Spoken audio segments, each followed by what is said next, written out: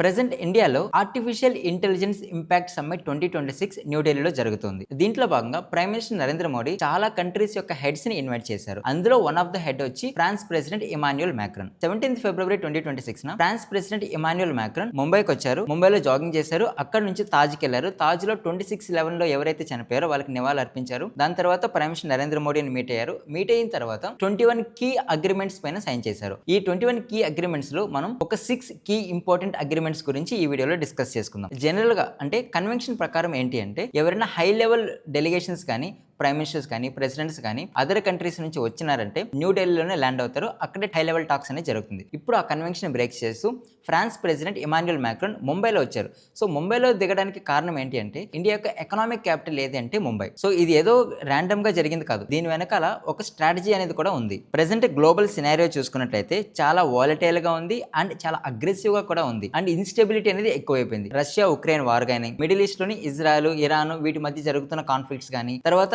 US వచ్చి Venezuela పైన దాడి చేయడం కానీ లేకుంటే గ్రీన్లాండ్ కావాలనడం కానీ సో ఇట్లా చూసుకున్నట్లయితే చాలా వాలటాలిటీగా అండ్ ఇన్స్టెబిలిటీగా జరుగుతూ పోతుంది. సో ఇందులో ఇండియా యొక్క నెట్వర్క్ ఆఫ్ రిలేషన్షిప్ అనేది చాలా చాలా ఇంపార్టెంట్ అండ్ దట్టు మన ఎకనామిక్ పరంగా చూసుకున్నట్లయితే మన ఇండియాకి ఇటు సైడ్ చూసుకున్నట్లయితే పాకిస్తాన్ ఎకనామికల్ గా చాలా ఇన్స్టేబుల్ గా ఉంది. ఇటు సైడ్ చూసుకున్నట్లయితే మన నైబరింగ్ కంట్రీస్ అన్ని కూడా ఎకనామికల్ గా ఇన్స్టెబిలిటీగా ఉన్నాయి లైక్ బంగ్లాదేశ్ కానీ శ్రీలంక కానీ ఇవన్నీ. సో వీటి మధ్యలో మన ఇండియా అనేది ఒక ఎకనామిక్ స్టెబిలిటీగా మెయింటైన్ చేస్తూ ఉంది. కాబట్టి మన ఎకనామిక్ స్టెబిలిటీని గ్లోబల్ మొత్తం చూపించడానికి ఇది ఒక డెస్టినేషన్ గా ఉంటుంది ఇండియా అని చూపించడానికి ఫ్రాన్స్ ప్రెసిడెంట్ ఇమాన్యుయల్ మ్యాక్రాన్ ముంబైలో దిగారు. ఇప్పుడు ఈ కీ అగ్రిమెంట్స్ లో 6 కీ అగ్రిమెంట్స్ గురించి మనం మాట్లాడుకుందాం. ఫస్ట్ వన్ వచ్చి అప్గ్రేడ్ ఆఫ్ టైస్. ఇప్పటివరకు ఫ్రాన్స్ కి ఇండియాకి మధ్య స్ట్రాటజిక్ పార్ట్నర్షిప్ అనే రిలేషన్షిప్ అనేది ఉంది. ఇప్పుడు దాన్ని కాస్త స్పెషల్ గ్లోబల్ స్ట్రాటజిక్ పార్ట్నర్షిప్ గా మారుస్తున్నారు. సో బేసికల్ గా స్ట్రాటజిక్ పార్ట్నర్షిప్ కి స్పెషల్ గ్లోబల్ స్ట్రాటజిక్ పార్ట్నర్షిప్ కి డిఫరెన్స్ ఏందో చూద్దాం. స్ట్రాటజిక్ పార్ట్నర్షిప్ లో కొన్ని కీ స్ట్రాటజిక్ సెక్టర్ లో మాత్రమే హై లెవెల్ కోఆపరేషన్ అనేది ఉంటుంది. ఫర్ ఎగ్జాంపుల్ డిఫెన్స్ ట్రేడ్ టెక్నాలజీలో. అదే ఇప్పుడు స్పెషల్ గ్లోబల్ స్ట్రాటజిక్ పార్ట్నర్షిప్ లో ప్రతి ఒక్క డొమైన్ ప్రతి ఒక్క సెక్టర్ పైన కోఆపరేషన్ అనేది ఉంటుంది. హై లెవెల్ కోఆపరేషన్ ఉంటుంది. దీంతో ట్రస్ట్ అనేది ఎక్కువ పెరుగుతుంది. దాంతో పాటు స్ట్రాటజిక్ పార్ట్నర్షిప్ అంటే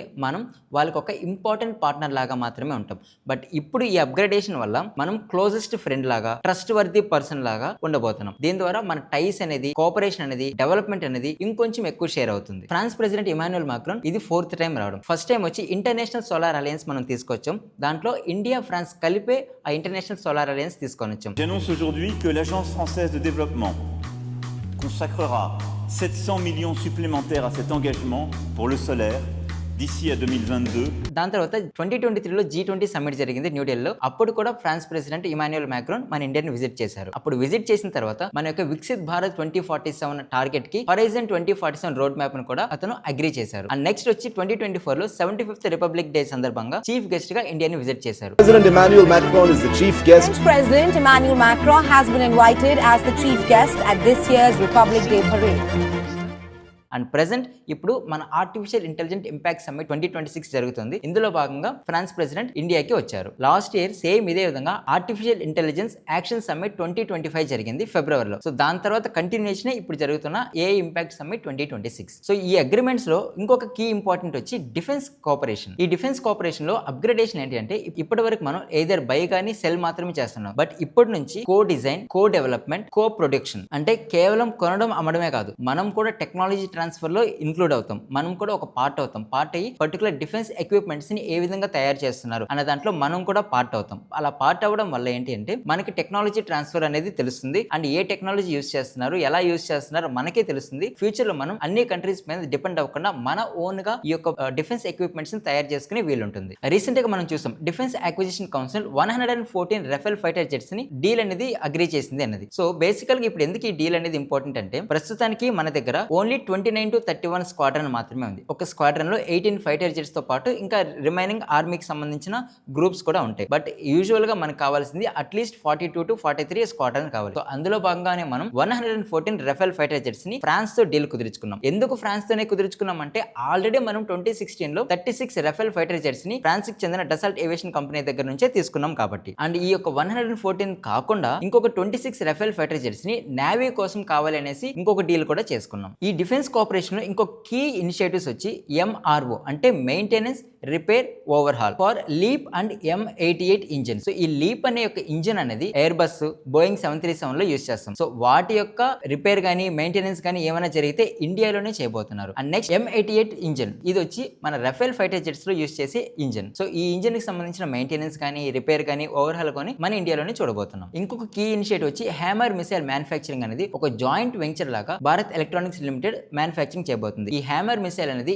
ఎయిర్ టు గ్రౌండ్ మిసైల్. దీన్ని మనం రఫేల్ ఫైటర్ జెట్స్ లో యూస్ చేస్తున్నాం. ఇంకొక ఇంపార్టెంట్ ఇనిషియేటివ్ వచ్చి H-125 హెలికాప్టర్. ఈ H-125 హెలికాప్టర్ అనేది లైట్ వెయిట్ అండ్ ఇండియాలోనే మ్యానుఫ్యాక్చరింగ్ చేయబోతున్నారు. దట్టు ఇది హై ఆల్టిట్యూడ్ లో ఎక్సలెంట్ గా యూస్ అవుతుంది. ఆల్రెడీ దీనిపైన పైలట్ ప్రాజెక్ట్స్ కూడా చేశారు. సో ఈ H-125 హెలికాప్టర్ ని హిమాలయస్ లో యూస్ చేయబోతున్నారు. ఈ యొక్క H-125 హెలికాప్టర్ ని ఇండియాలోనే తయారు చేయబోతున్నారు. దట్టు కర్ణాటకలో తయారు చేయబోతున్నారు. Tata company and air bus company రెండు కలిసి ఈ యొక్క H-125 హెలికాప్టర్ ని మ్యానుఫ్యాక్చర్ చేయబోతున్నారు. సో ఈ డిఫెన్స్ కోఆపరేషన్ లో భాగంగానే నేవీకి సంబంధించి స్కార్పియన్ సబ్మెరైన్స్ ని ఫ్రాన్స్ నుంచి తీసుకోబోతున్నాం. అండ్ మన ఇండియా దగ్గర నుంచి పినాకీ రాకెట్ సిస్టమ్ ఉంది, అది ఫ్రాన్స్ కి మనం ఎక్స్పోర్ట్ చేయబోతున్నాం. ఈ డిఫెన్స్ కోఆపరేషన్ లోనే ఇండియా ఫ్రాన్స్ మధ్య మేజర్ జాయింట్ ఎక్సర్సైజెస్ జరగబోతున్నాయి. వరుణ అనే ఎక్సర్సైజ్ వచ్చి ఇండియా అండ్ ఫ్రాన్స్ యొక్క నేవీ మధ్య జరగబోతుంది. శక్తి అనే ఎక్సర్సైజ్ వచ్చి ఇండియా అండ్ ఫ్రాన్స్ యొక్క ఆర్మీ మధ్య జరగబోతుంది. ఇంకొకటి వచ్చి ఫ్రింజెక్స్, ఇది ఇండియా అండ్ ఫ్రాన్స్ యొక్క ఆర్మీ మధ్య జరగబోతుంది. బేసికల్ గా ఈ యొక్క ఎక్సర్సైజెస్ ఎందుకంటే ఫ్రాన్స్ అండ్ ఇండియా మధ్య కోఆపరేషన్ కోఆర్డినేషన్ ఇంకా బెటర్ అవ్వడానికి అండ్ టెక్నాలజీ ట్రాన్స్ఫర్ అదే విధంగా స్ట్రాటజీ ట్రాన్స్ఫర్స్ కూడా జరగడానికి మన ఆర్మీ గానీ నేవీ గానీ ఇంకా ఎఫిషియెంట్ గా వర్క్ అవ్వడానికి స్ట్రాటజీస్ గానీ తర్వాత ఏ విధంగా వర్క్ చేయాలి, ఎక్కడ ఇంప్రూవ్ చేసుకోవాలి, ఎక్కడ మనం బ్యాక్ ఉన్నాం అని మన యొక్క స్ట్రెంగ్త్ వీక్నెస్ ని డీకోడ్ చేసుకోవడానికి ఈ యొక్క ఎక్సర్సైజెస్ అనేది జరుగుతూ ఉంటాయి. సో ఈ ఎక్సర్సైజెస్ లో కూడా ఇంకొంచెం బెటర్ కోఆపరేషన్ అండ్ ట్రస్ట్ వర్తీని బిల్డ్ చేయడానికి అగ్రిమెంట్ చేసుకున్నారు. సో ఒకసారి ఇండియాకి ఫ్రాన్స్ యొక్క ఎకనామిక్ కోఆపరేషన్ చూసుకున్నట్లయితే France is the 5th largest European trading partner to India. And మన యొక్క బైలేటరల్ ట్రేడ్ అనేది ఆల్మోస్ట్ $15 బిలియన్ గా ఉంది. ఇండియా యొక్క యూపీఐ యూనిఫైడ్ పేమెంట్ ఇంటర్ఫేస్, మనం ఫోన్ పేలో గూగుల్ పేలో స్కాన్ చేస్తాం కదా, అది యూపీఐ యూనిఫైడ్ పేమెంట్ ఇంటర్ఫేస్ అన్నది అది ఒక టెక్నాలజీ. ఆ టెక్నాలజీని ఫ్రాన్స్ కూడా యూస్ చేస్తుంది. సో ఇండియా నుంచి యూపీఐ అనేది ఫ్రాన్స్ కి వెళ్ళింది. ఫ్రాన్స్ కూడా ఇప్పుడు ఆ యూపీఐని బేస్ చేసుకొని అక్కడ యూస్ చేస్తున్నారు. రీసెంట్ గా చూసుకున్నట్లయితే యూఎస్ఏ H-1B వీసా పైన చాలా రిస్ట్రిక్షన్స్ తీసుకొచ్చింది. అంటే ఇండియా నుంచి వెళ్లే స్టూడెంట్స్ కి చాలా రిస్ట్రిక్షన్స్ అనేది తీసుకొని వచ్చింది. ఈ నేపథ్యంలో ఇండియా ఫ్రాన్స్ మధ్య వీసా ఫ్రీ ట్రాన్సిట్ అనేది ఒక డీల్ అనేది జరిగింది. సో దీంట్లో భాగంగా 2030 కల్లా ఎవ్రీ ఇయర్ 30,000 స్టూడెంట్స్ ని ఇండియా నుంచి ఫ్రాన్స్ కి వెళ్ళేసి అక్కడ ఫ్రీగా చదువుకునే అవకాశం ఉంటుంది. ఇంకొక ఇనిషియేటివ్ వచ్చి India France year of innovation 2026 ని కూడా మనం లాంచ్ చేస్తున్నాం. Honorable Prime Minister of India, His Excellency Shri Narendra Modi Ji, President of the French Republic, His Excellency Emmanuel Macron and Mrs. Brigitte Macron.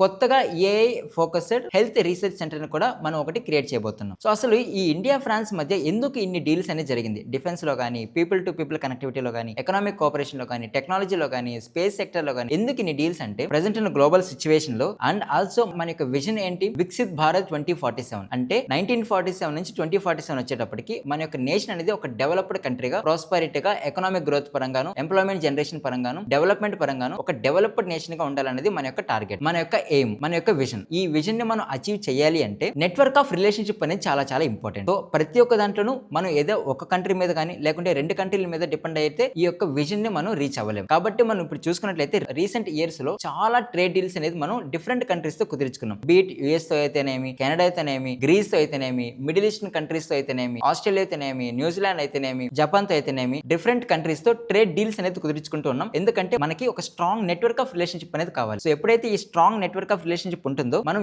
ఏం జరిగినా సరే global situation లో ఎంత volatility ఉన్నా సరే మన యొక్క ఎకానమీ కానీ, మన యొక్క పీపుల్ కానీ, మన యొక్క పాలిటీ కానీ స్టేబుల్ గా ఉంటుంది. ఇటువంటి ఇంట్రెస్టింగ్ విషయాలు లేకుంటే జియో పాలిటిక్స్ ఇష్యూస్ అయినా సరే, నేషనల్ ఇష్యూస్ అయినా, స్టేట్ ఇష్యూస్ అయినా సరే ఈజీగా సింప్లిఫైడ్ వర్షన్ లో తెలుసుకోవాలనుకుంటే మీరు చేయాల్సిందంతా ఒకటి, do subscribe to Harkat times and please click the bell icon. మరొక వీడియోలో మళ్ళీ కలుద్దాం. అప్పటి వరకు నమస్కారం.